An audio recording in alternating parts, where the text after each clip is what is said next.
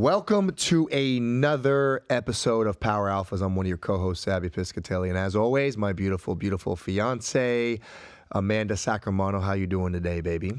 I'm doing great. Thank you guys for joining another episode. What's going on, babe? Yeah, I'm excited. So we're in the third week of the new year. Is everyone staying accountable? Is everyone staying accountable to their New Year's resolutions? Good Are question. they taking accountable to their workout? Are they still eating clean? That's a big question, babe. How are you doing right now in week 3, going into week 3? I'm doing well. I feel pretty good. I've been accountable for what I wanted to do. I mean, however, I will have to admit I haven't done my Pilates yet that I said I wanted to do, but I'm going to be doing it soon. Okay. It's just a scheduling thing, and I got to find a good studio. But I've been, working out. I've been eating fairly clean. Yeah, how about you? Yeah, you cooked some good salmon last night. Oh, yeah. That was good. Yeah, we like to eat salmon on Mondays. Yep. We're so routine. I love it. We're so routine. I'm doing good. I'm excited. First 2 weeks of training was hard. I got kind of a whole new routine when it comes to lifting weights. I like to kind of create a whole new workout plan to kind of challenge myself. Yeah, Sabby and I actually took a whole week off, which it was actually 10 days of working out, which Right. was rough for me. It was rough. It felt really good. It was a really good time to let our body recover and our muscles kind of relax and get ready for the new year. We were excited to start that workout Monday, whatever day that was. It was the first, wasn't it? Oh, Yeah, it was the Monday, first. the first. So we were in bed at 10:30 on New Year's. Oh, so yeah. we woke up. We woke up Big fresh New and ready Year's to Eve go. People. So it was really nice. I noticed the one thing I will say about taking a break like that, it's nice, but I got so sore. My first workout, I was just bad. everything was sore. It actually amazes me how you can take such little time off and your muscles actually get extremely sore the first time you lift. Like I Yeah. remember that Monday morning, the first, I did such light weight on chest day, and I was so sore that next Tuesday that I haven't lifted in like a year, but it was only maybe like 10 days. Same. So it's kind of funny. I mean, you have a good muscle memory. Your muscles will come back quick, but when you do let your muscles recover and take a little time off, that first initial workout, especially legs, Oh, you get gosh. so sore. We were so sore with our Couldn't legs even the walk first right. time. Yeah, we were both walking funny. But it's always nice to give your body a break for a little bit. I think it kind of shocks the system. And now we're right back in it, which is great. So Absolutely. So I want to ask you, I know you've been glued to Netflix or Hulu, whatever you've yeah. been. What have you been watching this year so far? I feel like you're into this new series. What is it called? yes, I'm really into the Gypsy Rose Blanchard story. I got you into it too. Yeah, You're into it. I have not. I'm not as far as you. The show we were watching was kind of dragging a little bit. I know what's going to go on now, and I want to kind of get to the punchline of stuff, so I have not finished it, but I know you're a little deeper than me. So we're watching The Act on Hulu, just so you guys know what we're talking about. That's the show on it. Well, it's a series, really. It's about like 9 or 10 episodes only. So I'm almost done because I almost finished on You're the plane. almost Well, done? without you when I was coming back from Houston. But it's so good. And then I started to watch the Confessions of Gypsy Rose Blanchard on Lifetime, which I recorded. So I want to get Sabby on that because that's actual Gypsy talking, and it's so wild to me that this even went on. Like the fact that as we were watching the series, I kept like in my head, I'm going like, wait, this is really a true story. Like how can someone like the mother, Dee Dee, who she played, like how does someone even? How are you like that? Well, I don't understand. that's why I'm kind of interested now to watch the actual documentaries of hearing Gypsy's real words, because obviously what we're watching is a series called The Act. So they're actually, and like they say in the beginning of the series, they will inflate some of the activities for ratings, right? But I actually would really like to know the real story. But what blows my mind is, how did these doctors allow the mother to continue to brainwash her daughter that she had allergic to sugar, couldn't walk? What do you mean you couldn't walk? Like, you never just tried to walk?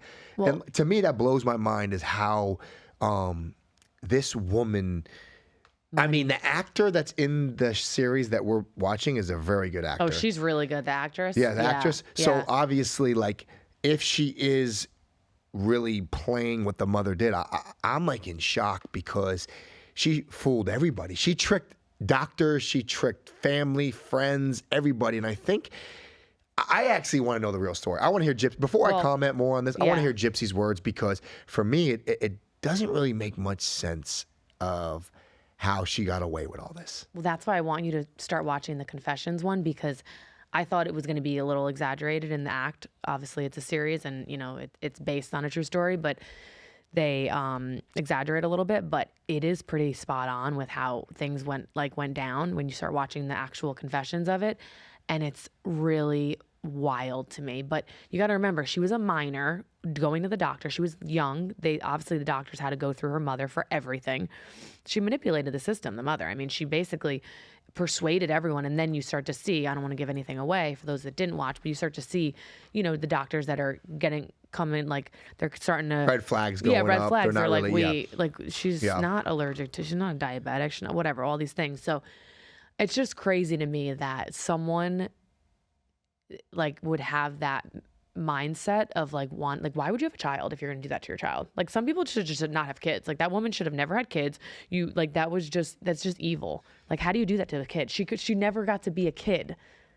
Absolutely not. She missed her whole childhood. She treated her like a possession too. It was like a possession she was afraid to lose. Yeah. But the one thing, I don't know if they talk about it, but I need to find out, how the heck did she get a feeding tube in her stomach when there was nothing wrong with her? That was bizarre to me. I mean, a feeding tube? And that I haven't seen, from what I've watched, I haven't seen like how the doctors did that, because how do you, well, you know what it is? I think supposedly, which I don't think we got there yet, but they did something with her salivary, how do you say it? Salivary glands, whatever it is.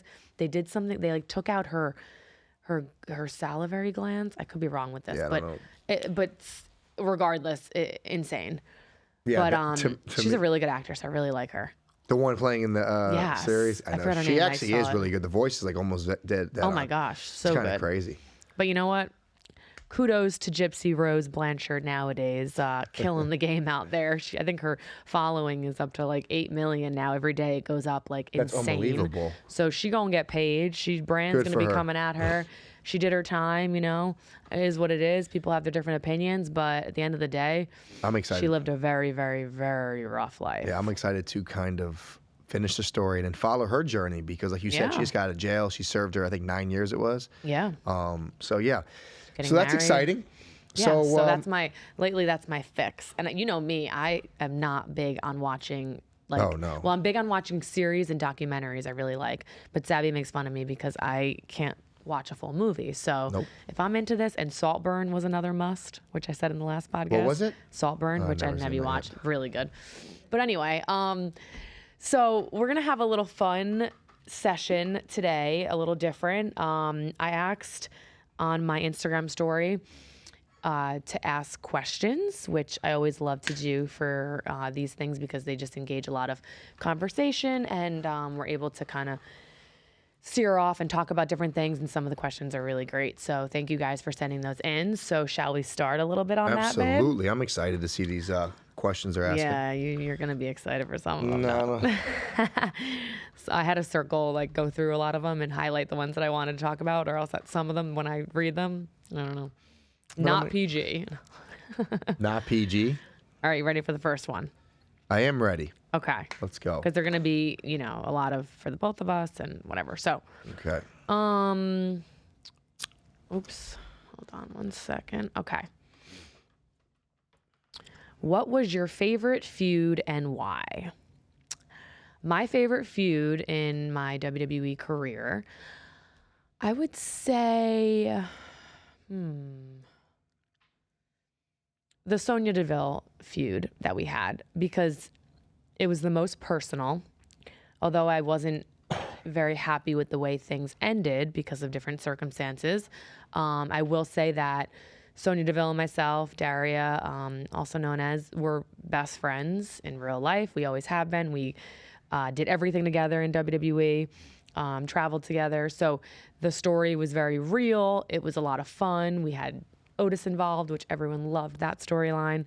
Dolph Ziggler as well. So I just feel like it was very engaging, and it was very amusing for the fans out there to see a real life friendship kind of have this hiccup and over boys and all these crazy things going on in the feud. So I would say that would be my favorite feud. Yeah, you had some good feuds though. I liked watching your feuds. That's a good question. Yeah, it's a good question. Great question. A lot of wrestling questions, obviously, the most common when I'm coming back to WWE. So I'll just give a general answer so I don't have to go through all those. But I don't know if I'll ever be back in WWE. I don't know what the future holds. However, I'm enjoying my life a lot right now, and we're getting married soon. Mm-hmm. We got a lot of big plans, a lot of trips, a lot of exciting things in the works. So, yeah, that's your answer. We never shut doors, though. You never shut doors. No, you never shut doors. I will say, if I was to ever come back, it would be for my fans, for you guys. Because I know you guys miss me, and I miss you guys too. So, what was your favorite wrestling theme song you used? I had a few different themes. Oh my God, do you remember the one in NXT? A little bit of bad. Do you remember that? You know what? I do remember that one. Cringe. What happened to that one though? It didn't really catch legs. Didn't really catch legs. I mean, it was cringe. It was actually cringe. It was kind of funny, and it did suit me though with like where I was at the moment, and all the girls loved it. They would just be like, a little bit of bad. But that's not my favorite. I would say the Mandy one, like the last. Well, actually, Toxic Attraction theme was pretty fire. It was fire. Yeah. Definitely fire. Mandy or the Toxic Attraction one. Okay, next question.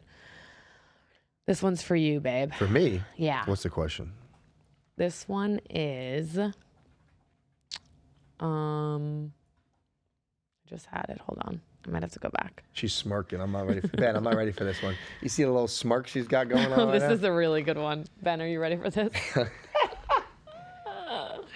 Okay. Sorry. She can't even say it. Is that funny? What does your boyfriend do for a living, or you taking care of him? What?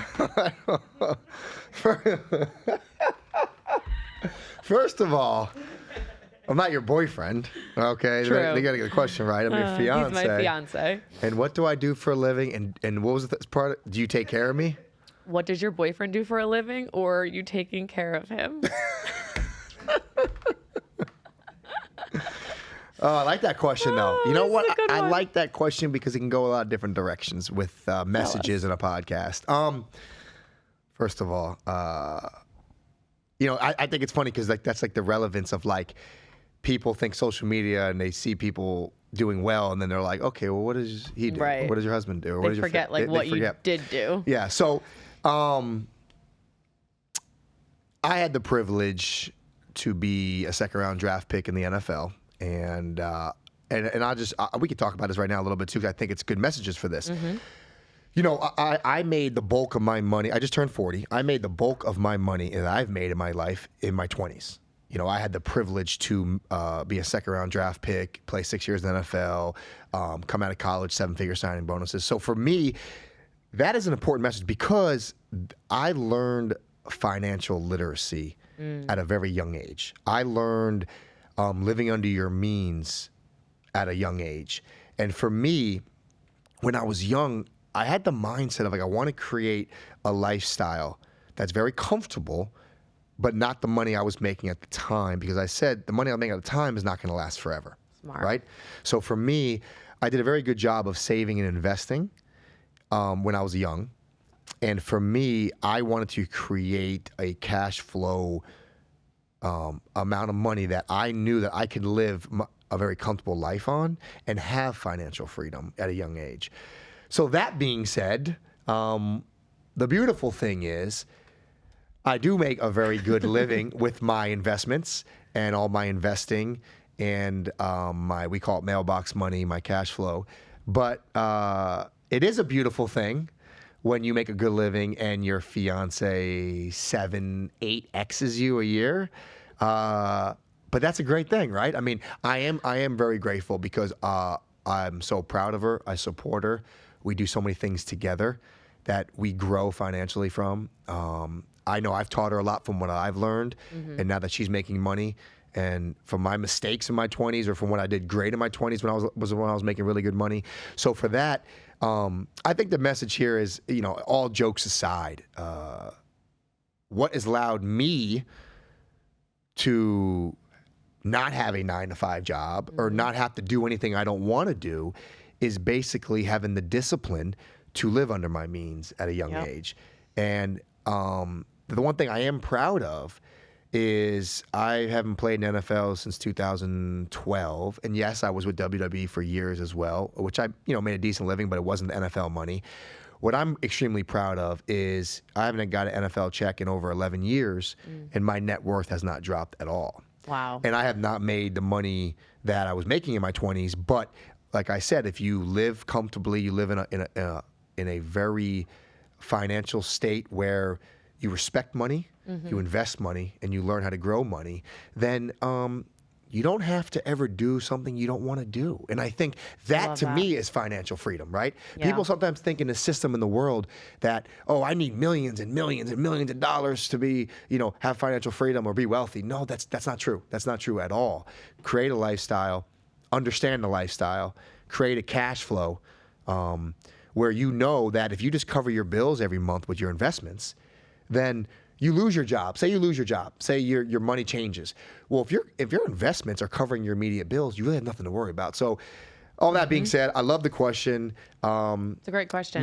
Maybe I'll just make Mandy my sugar mama. You know, at this rate, I can make her my sugar mama. Hey, why not? But no, all jokes aside, you know, I think it's beautiful because she's doing so well, and I love to see her grow, and I love to take the money that she's making and invest it now, so then we can continue to have financial freedom. Yeah, and we're a team, you know, and we've done a lot with each other. And I will say, since the day I first met Sabby and we were really good friends, he'd always preach to, you know, to what he just said of create some mailbox money, cash flow, because being in WWE, we all know that tomorrow isn't promised. Everyone's going to get that phone call. So he was always very big on that. And he taught me a lot. And I was inspired by that because I did, you know, I was always smart with my money. I was able to save, try to do other things. So when that day comes, I'm not, you know, oh my God, I have no income. What am I going to do? So kudos to you for that, because that's very smart. And I'm glad you told everyone and kind of gave your insight about that, because people think, you know, what they make right now is going to last forever. And that's just not reality. And here it is the reality. Sometimes, if you're making a salary or a annual income that's not like an investment, it's going to change. Right. So if you have the privilege to make, I don't know, let's use easy numbers. Let's say you're privileged to make $1 million, right? In a job. You're making $1 million as a doctor or whatever you are. That could change. Your practice can close. So for me, like, I've always been the big advocate on money is a privilege, respect it. But remember, when you're making a certain amount of money, that's going to fluctuate. Right. And if you start living up to the money you're making, then that's when you create problems. Where you lose your job, something happens in the family. And, you know, we're independent contractors for a while now. So we are always like looking for other avenues how to make money. And we don't have that, you know, standard 9-to-5 pension, 401k is promised at a certain, we have to do it ourselves. NFL, thank God. But, you know, we got to do it ourselves. So it's really smart that you were able to save a lot of money. And, you know, we enjoy life as well. Like, life's all about memories. Absolutely. And I think it's really important to preach this as well. Like, save your money, but also, like, live your life. You know, I think there's a big balance. I think life is all about making memories. And to make those memories, you need money to make those memories. We like to take trips. We like to have nice things.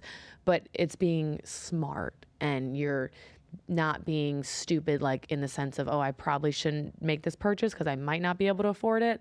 That's a dumb decision, you know. Absolutely. You gotta have a blanket. So, that was a great question. Let's call him out too. What's his name?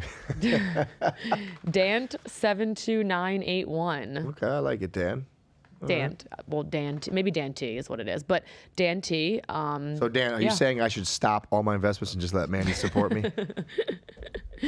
Well, you know, it's also very admirable with you is that when people make jokes or people will say comments, obviously on social media about this, it's like he's Sabby's like not so quick to be defensive or anything because there's nothing to be defensive over. But it's like how he explains it is like he laughs about it. It's funny. Like if you guys really don't think, I just think it's, I don't know. I think you handle it really well. Some people get really offended and they're like, oh, how could you? Or also ego is a big thing, I will say. A man's ego. So I do respect him a lot that he puts his ego aside and he knows I'm a sugar mama. It is what it is. Well, you know, well, that being said, you know, I think ego is a killer in a lot of things and aspects too. But for me, I mean, I thank God every day that we're a team. And as we are a team, I've watched you 9x your finances since I've met you. And that's a beautiful thing because for me, that means we're growing together and we're working together. Yep. And for me, it's like, I know I had a privilege in my 20s to be on a grand stage. So for me, there is no ego, right? I wish success on everybody, especially someone I love so much. I would love for you to, like, I made a joke to my golf buddies. Like, they asked me something like a couple months ago, we're golfing. They always make jokes, right? And they know how good you're doing because, you know, obviously it's in, you know, New York Times and stuff. Sometimes people talk about it, but they'll make a joke to me and I'll look at them and I'll be like, oh, how blessed am I that my fiance can out 6, 7x me a year. And I make a good living. I'm blessed. God has blessed me to make a good living. So for me, I love that. I am so supportive and I know what I've done and I want to make sure everyone else around me is successful. So babe. I love that. That's really good positive energy. Keep it running. Put out there. Because I need some stuff. So keep it running, babe. He's like, so don't stop. Yeah, don't stop. Don't quit now. All right, next question. Let's see. What workouts do you do to have such an amazing body? Oh, well, thanks, Mayez. That was probably for me, babe. Don't actually, this one might be for you. Just play it. Mayez196. So my workouts, I mean, it's a general question, but I train shoulders on Monday usually. Tuesday usually is like back and buys. Wednesday's legs. And then I do Thursday kind of like full body. And then Friday, sometimes I add in like more glutes. So I train a lot of lower body. I've always liked to train more lower body. And I'm starting to switch up my workouts a little bit, doing a little bit less weight and higher reps because I'm not trying to really gain much more muscle. I'm trying to kind of stay consistent. And my mom told me that I needed to do more cardio when I was standing in my wedding dress, so I'm doing more cardio. No, I'm kidding, but I really am doing more cardio. But yeah. No, listen, babe, another great question. Yes. Great answer. I think it's very important. No, very, very important for you to talk about your workout. But I want to say something. I want to piggyback to the person that asked that question. And if you're watching this podcast, it's not as important of her workouts. What's more important is her consistency. Mm-hmm. And I want to tell people out there, it's the consistency will outdo any kind of program, any kind of workout. And what I mean by consistency is she's been working like this for, I don't know, 20-something years you've been training like this for. Yeah. And I think to me, that's a question that I get or you get, that's somebody that's in really good shape and they want to know our workout regimen. And here's the reality. I don't want to discredit any good trainers out there because there are some really good trainers out there. And yes, there's better programs that will increase muscle mass. And if you're going for leaner, if you're going for bulkier, there's always different programs. But if I had to really give some advice, it's the consistency that will separate you from people. And consistency could take years. Like, Mandy's been training like this for 20 years, so I don't want you to hear her workout and be like, all right, I'm going to go do a workout for a month, and if I don't see a difference, I'm going to quit. Right, You're not going to see a difference in a month, 6 months, maybe not even a year, but you will continue to see progress if you stay consistent. So, great question. Yeah, again. Good answer. People that are listening, consistency would be my best answer for a great workout. Consistency is key, and everyone's different. Everyone's bodies are different. Like what I do might not work for you. So I think, like Sabby said, get in the gym, start moving around your body, get the blood flow going, and stay consistent. This is an interesting question. What's the proper etiquette when/if we get to take a picture with you? I like that question. It's a good question because it's respectful. And, there's a lot of things on the internet I see lately about like wrestling and fans and how they sometimes get you at weird spa areas or airports and like you're like rushing around. So, I think it just comes down to like 101, like common sense, like respect, like have respect for their boundaries, ask politely, be nice about it. You know, if you catch them in like a bad time, don't be disrespectful if they say no. Obviously, I don't really say no to anyone who wants a picture or autograph. It kind of depends on the situation though. Like if I'm rushing for my flight, which one time I was, and someone was chasing me to get a picture, and I can't stop to take a picture. I'm gonna miss my flight. So you know, I think there's like boundaries. So like, you know, I would just common courtesy. Would be the best. Good answer. Babe, this one's for you. Oh, another one for me.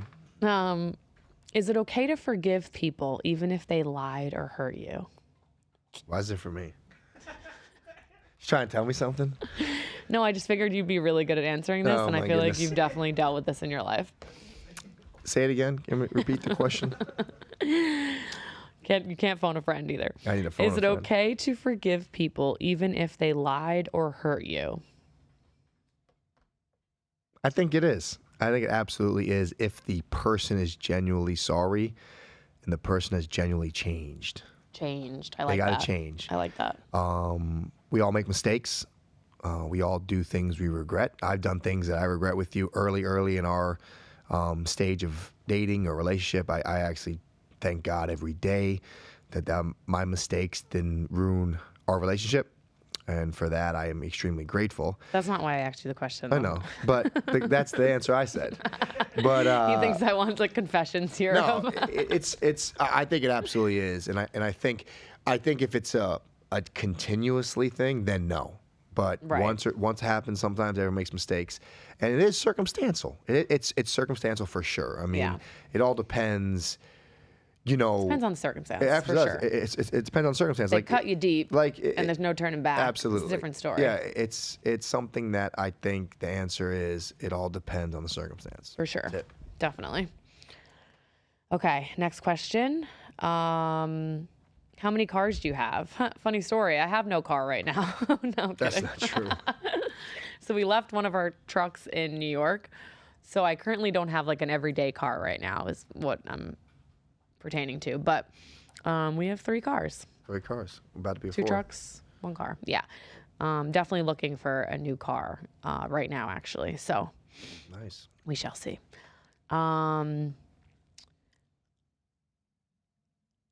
Ever make a man submit in a scissor? What? Sorry, I had to in throw wrestling? that one out. Yeah, are we talking wrestling or are we talking in the bedroom? I've submitted Sabby a couple times in a scissor. No. I'm just kidding. Nope. Okay, maybe not. 0. Okay, next question. Some of these are really funny. Sorry. Okay. Okay, what do you think about Cora Jade as a wrestler and a human? I'm a big fan of her. Well, Olive. I love Cora Jade, actually. I am very close with Cora. We became very close in NXT days.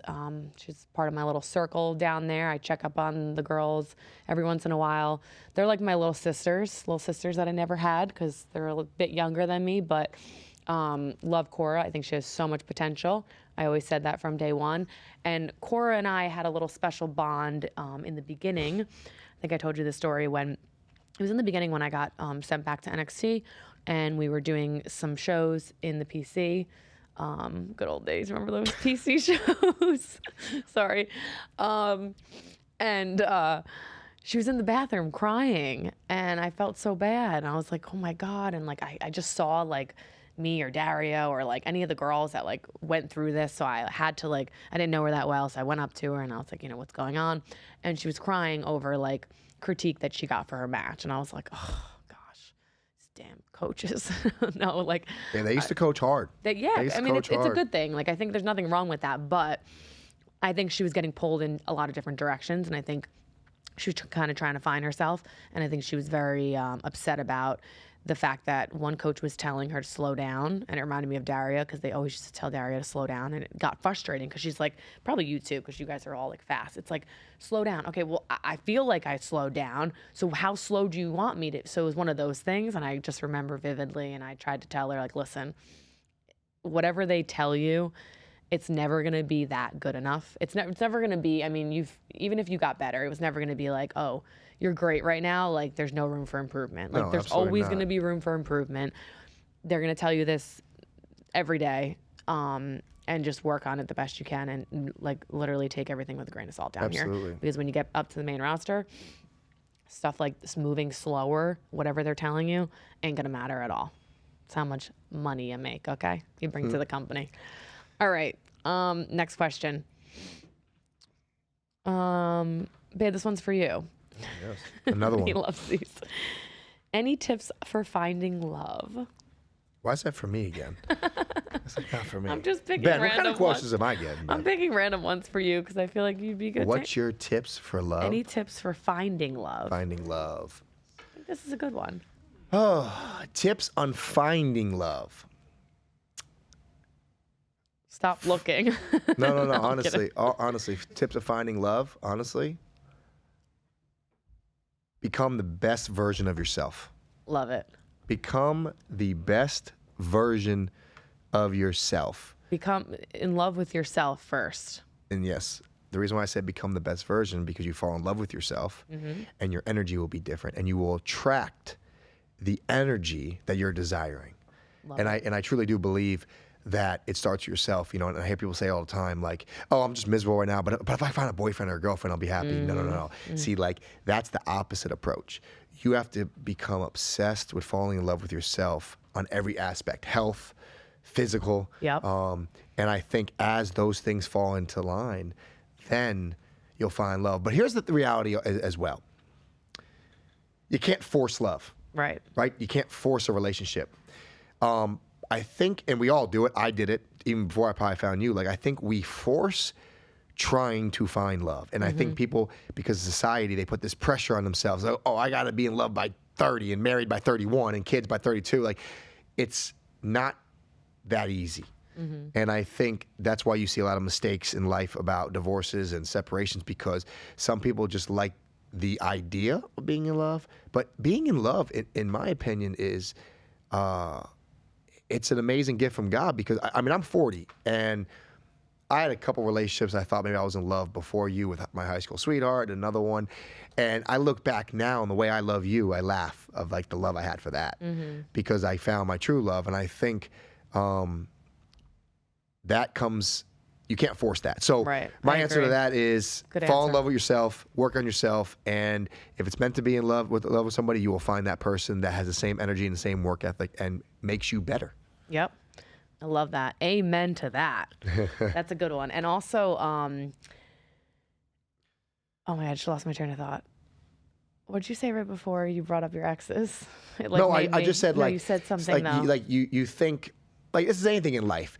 You think you're in love, maybe in high school. Like we all thought, we all had a high school sweetheart, right? Yeah. Oh my God, I'm gonna marry this person, and then we all get heartbroken, right? And you're devastated, and like you literally, like, you think the world's gonna crash down on you, and you're never gonna be happy again. But when you get over that, and you actually fall in love for real, real, or you find your partner for real, you almost look back and laugh, and you'll be like, man, I was like, what, really?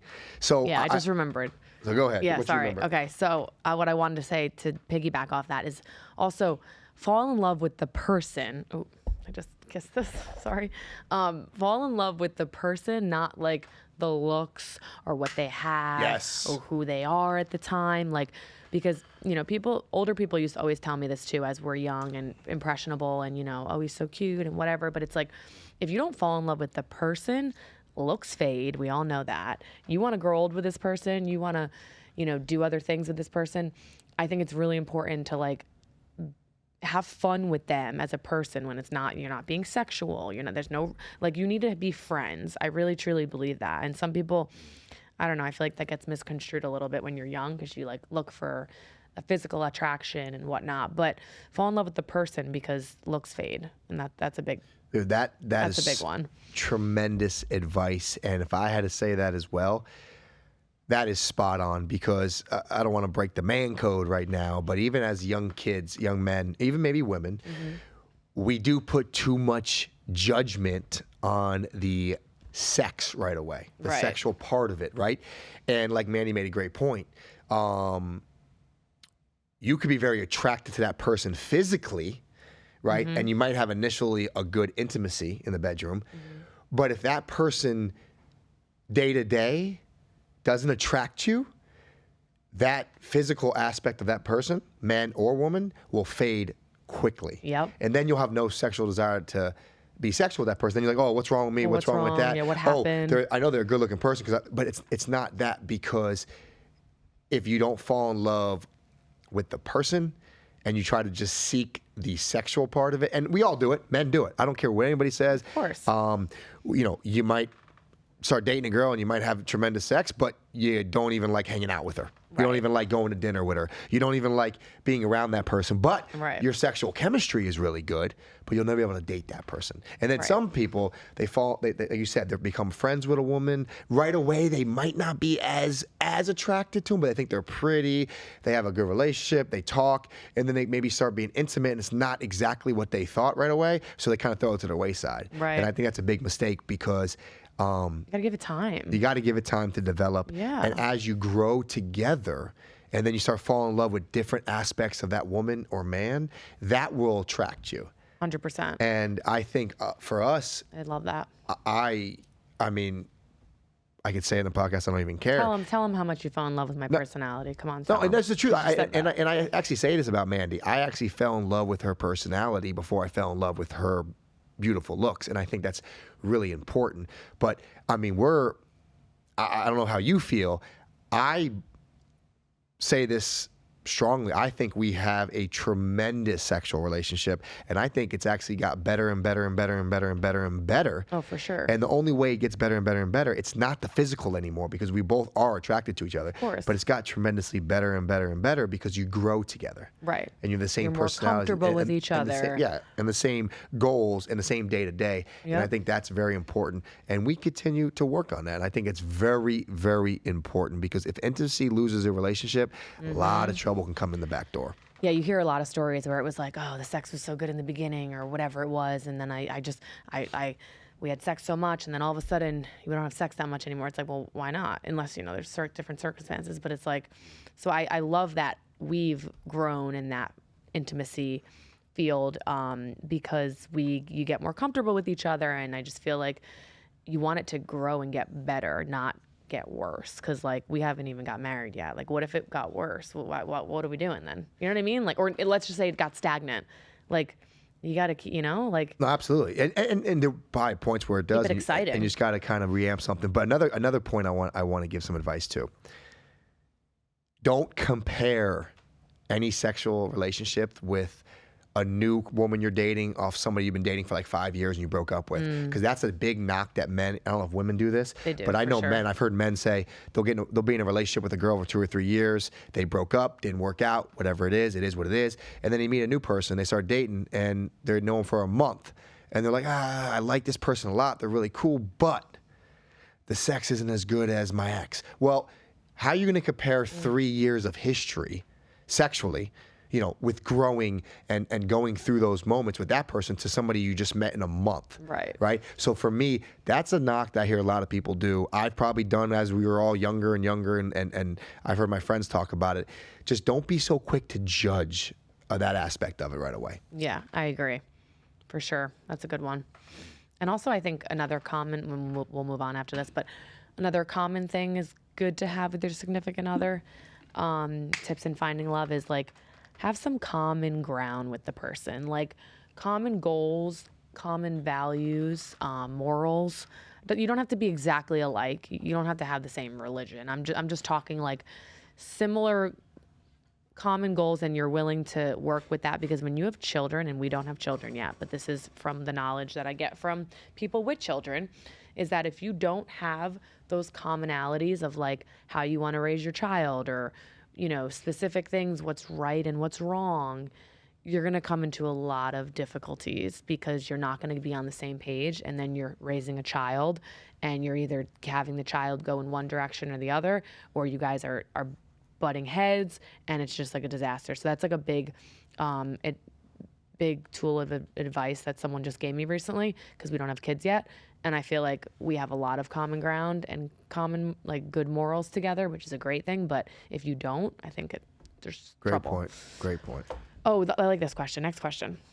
Would you do Dancing with the Stars? If so, who would you want as your dance partner?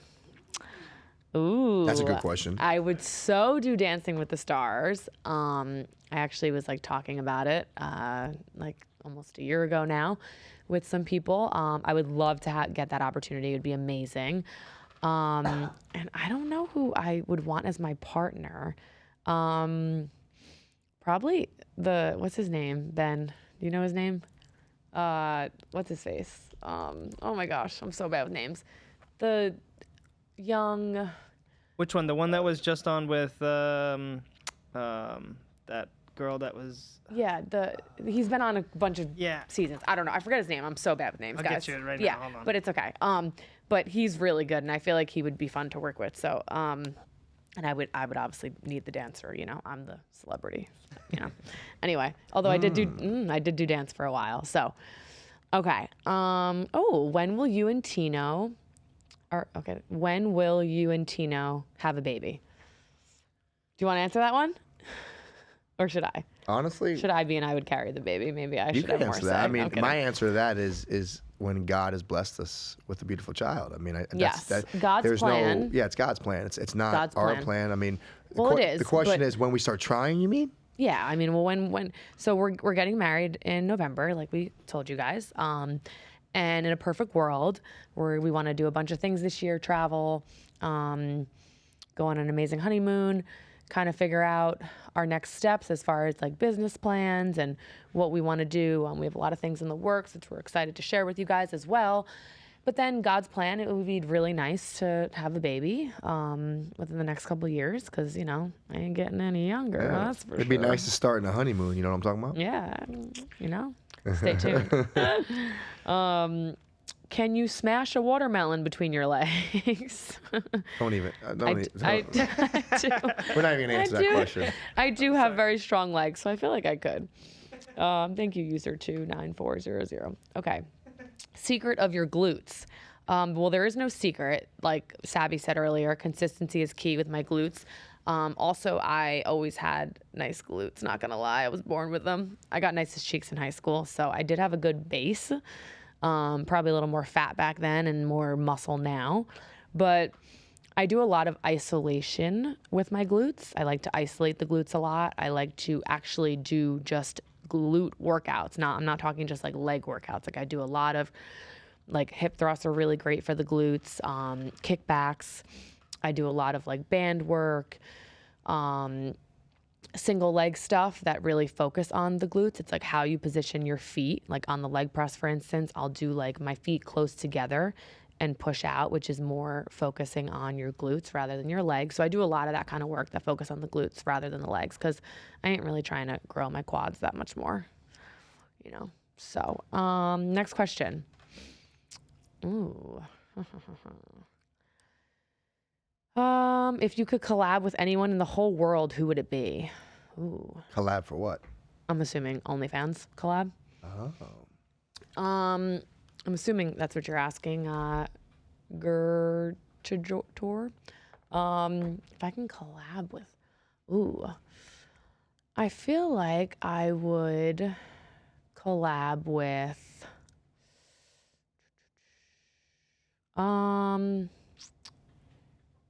let's ask Sabby that question. Who I want to see you collab with? Who would you want to see me collab with? It could be anyone. You know what? I know his answer, guys. I feel like this is a setup right now, so I'm going to keep my mouth shut. I know what it is. Ben, this is a setup, right, Ben? Setup. I was going to say her, but then I was like, let me ask Sabby. No. Who's your celebrity crush? Take the mulligan. Take the mulligan. Yeah, mulligan. Take the mulligan. I don't care.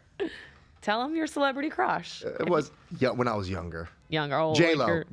All right, so me and J-Lo collab. Yeah. Set it up. Yeah, set it up. Dude, you talk about Ben. You see how she's trying to set me up right there, Ben? I know. I think I'm not falling for that I actually crap. was gonna say J-Lo, but I was like, let me ask Sabby because I know one time he said something about J-Lo, and I was like, what'd you say? Yeah, when I was in the NFL, they asked me one of those questions in an interview, and that was the first time it went viral for me. Another question for you. What are your favorite cigars? This question's definitely for you too. My favorite Mark Hampson. cigars. You know, it's funny. I for the longest time, I was like a casual, very like light, almost flavored cigars, like pansy cigar yeah, smoker. it was kind of like Cubas and then tobacs. Blue acid. But I'm done. I found my cigar. Made it to the big leagues. I made it to the big leagues. I'm spoiled myself. My favorite cigar is Padron. Padron. 19, and we keep wanting to say Patron. It's Padron with a D. Padron. The Padron's 1964. Any size. It really is. It's a beautiful cigar. I love smoking. I had one last night when the national championship game was on outside in our beautiful backyard in our outdoor living room. But yeah, that's you like those. From what I've heard from people that are like very knowledgeable in cigars, they kind of said like I just kind of went to the pinnacle of cigars, so I kind of messed myself up. Yeah. But yeah, that's my new favorite cigar. So I'm excited. Only up from here for you. Yeah, it's actually I can't really go anywhere else. They say so. Okay, and when I smoke occasional cigar, I like the Javas. Right? We gotta get more of those. She likes that flavored shit. I like that flavored shit. I like the it's good like the one with like coffee or that other one I like. So like it's good with like a Bailey's or like bourbon wine. Yeah. So, interesting one. Okay. Good question. This one. Excuse me. By Michael F. Troy. If you didn't get signed to WWE, what was plan B if you had one? Always have a plan B, first of all. Very important. So I never thought that my whole dream growing up wasn't to be in WWE. That came later with when I got called for Tough Enough. I really had no idea what I was getting myself into, but in that moment I was training. I was a fitness competitor, bikini competitor. I trained with WBFF. I was getting my body in shape. I was also working 3 jobs. I was just hustling, saving money, also getting my bachelor's degree in speech language pathology at Iona College. So I was really busy just figuring out what I wanted to do. And I started training and did WBFF. I won the Bikini World Championship in 2014 and then got called for Tough Enough. So if WWE never came, I would have probably been doing speech language pathology and probably still working a few jobs. Next question. We answered this in a podcast episode a couple weeks ago, but we'll say it again. How did your fiance propose? Where did he propose at? He proposed in our home in Florida, which was really cute and intimate. I was really shocked and surprised, had no idea. Did a great job. And yeah, I never really posted the actual videos. That's probably why people are curious and were wondering how, I thought it was... It was so intimate. It was really nice. I wanted something intimate. I wanted something surprise, to be honest with you. I think for us, we bought a beautiful home together, and I felt like no better place in our new beautiful home that we bought together to create another memory. And I wanted to surprise her when she was getting home from TVs, and she was supposed to be home at 10:30. Oh my gosh, yeah, I got home so late. Yeah, I had the room decked out, planned it all. We had the shade that goes up and down electronically, so I had the "Marry Me" letters, all that stuff lit up. And long story short, she showed up at 2:45. And it was just one of them things where I had to set an alarm on the couch. And the funny thing is, the best part about it is, I'm usually never up when she comes home from TVs. She used to go to TVs on Tuesday nights and drive back from Orlando. So I come home, and she comes home, and I'm up. And she starts questioning me. Why are you up? Why are you dressed like that? Well, because he's in, and I'm like, yo. He's in Lululemon outfit, what he wears So, right now. And I'm like, this isn't your pajama wear. I'm like, what are you guys doing? So it was also your cousin was up. Yeah, so my cousin, Frankie was not up. He was there. I thought he was up. My cousin was there. Oh, okay. That's, he wasn't up. But it was funny because all of a sudden now she's questioning me, and I'm trying to stay calm and be polite. And then she goes to the kitchen, and I'm like, I go in the room. I had it all set up, and I was hide in the closet and stuff. And then she's in the kitchen snacking, eating chips and stuff. And I'm like, yo, sour it's 3 o'clock in the morning. Chips. Right? So I'm dead tired. But I smell real good. Yeah. What I love about it was a big surprise. I think it came out of nowhere. She didn't expect it, and it was intimate. And I think that was cool. It was really nice. It was super intimate, and I love it's hard to surprise someone like that. It's hard. Is. Usually Especially it's always like you're thinking it's going to happen anytime soon. So it was a really good surprise. Oh, okay. Oops, I just lost my questions. Hold on. Okay. When am I coming to India? And then any plans of coming to India? I promise you'll be feeling grateful here. I have a huge fan base in India. You told me that before. Yeah. Like even on my Instagram, like my fans in India are diehard, which I love. So thank you, India. And I don't know when I'll be coming to India. Maybe we have to make that trip. India's huge. Yeah, I know it is. The population there is, So- what is it? What is the population in India? It's Real big, right? It's in the billion, obviously, right? What is it? Like 1.2 billion, 1.1 billion? What is it? I want to get this answer, actually. Is he right? You are pretty close. It's 1.4 billion people in exactly. 2022. Wow. So you think about that. That's a lot. Yeah, that's a huge part of our. I mean, that Yeah. and China, it's like half our That's true. country. Yeah, so love all my fans in India. So thank you all. Let's do one more question to wrap this up. Okay. Let me get a good one. Oh, okay. This could be a good one for both of us to answer. Why do nice guys never get attention, but the asshole douchebags do? By Jitrodone. Why do nice guys never get the attention? But the asshole douchebags do. I think he's asking basically, why do the asshole guys get like the girls, or why do the nice guys? That's a good question. I think that theory is more for the younger generation. Yeah. I think that's for like the younger high school, middle school. I don't think as people mature and grow up, especially women, they don't want the egotistical, asshole, jock kind of big shot. Now in high school, I think that's like the cool thing, right? Like everyone wants like the cool guy, the loud guy, the obnoxious guy.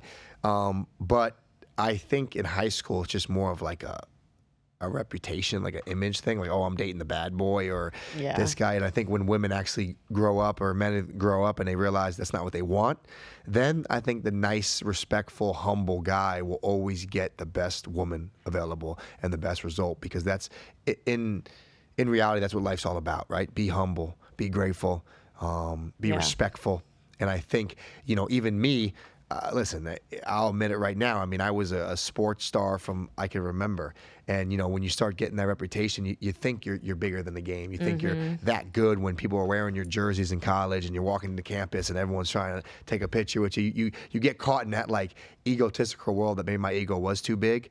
And I was humbled, and we're all humbled. And I think you that's need a nice slice of humble pie. Yeah, listen, we're all humble. I don't care who you are. You're all going to be humbled. But I do agree with what you're saying, is that I think we as people create this stigma. Like, I feel like break the cycle of like thinking you're cool by being an asshole. Yeah. Like, you're not cool. You're actually cool when you're polite and you're respectful and you're a nice humble. person and you do nice things for people, not like being a jerk or bullying or anything like that. Like, I have no tolerance for any of that. I'm sorry. Like, no, bullying is absolutely not. So if you think you're cool in school and you're young and you think because you're popular and excuse me, you're a little jerk off, excuse my language, it's not cool. And we need to start preaching that to people. And I think we create as people, like you said, like this stigma or like this society, our society is, used to being like, oh, he's a popular one, but he can just be a jerk and people get away with it. Because he's loud. Those egotistical guys are loud. Yeah, they we think shouldn't they're let popular, them but get they're away not. with it. You should be nice, and nice goes a long way. And so I think